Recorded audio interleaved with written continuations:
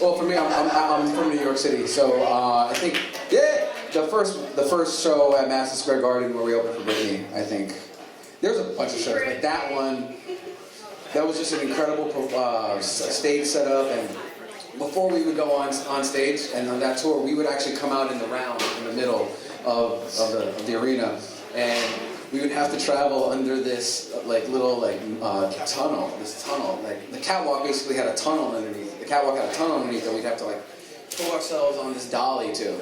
And there was like, I don't think there's ever been a more camaraderie. It was 007. It was awesome.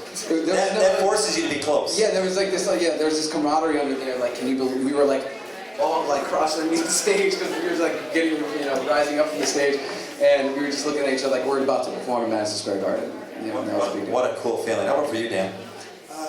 Hometown stuff. Anything we did in the Cleveland area was cool because all my friends and family got to come. I love that Dan can appreciate our winners, though, because he's a Midwest guy, so he gets it. It's been a while since I've been here. Yeah. Trevor, how about for you? Most memorable? For me, it's definitely, we did Wango Tango in LA at the Rose Bowl, which there was like 80,000 people there. It was like And the Who's Who, by the way, for those that don't know, that is like a big show. It's like one of the biggest shows. We went on right after James Brown. Yeah. And my mom actually introduced us, so that was cool. How about for you, Jacob?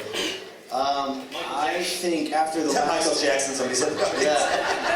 After the last, it's been 15 months to like almost a day, like since they started doing this project.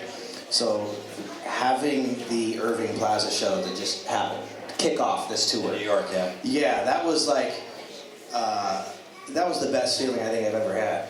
Because I know the 14 months of work when even Dan had no faith that anybody would not care, but not show up. Dan didn't think they'd show up on the Boys of Summer with all the boy bands. He's like, nobody's coming. Yeah, well, it was packed, and they screamed and screamed, and there was this gap between All or Nothing that's like a good 30, 40 seconds, where we usually leave the stage, but they didn't stop screaming, so we just stood there, and it was like that moment where I kind of kicked him like, I told you so, man.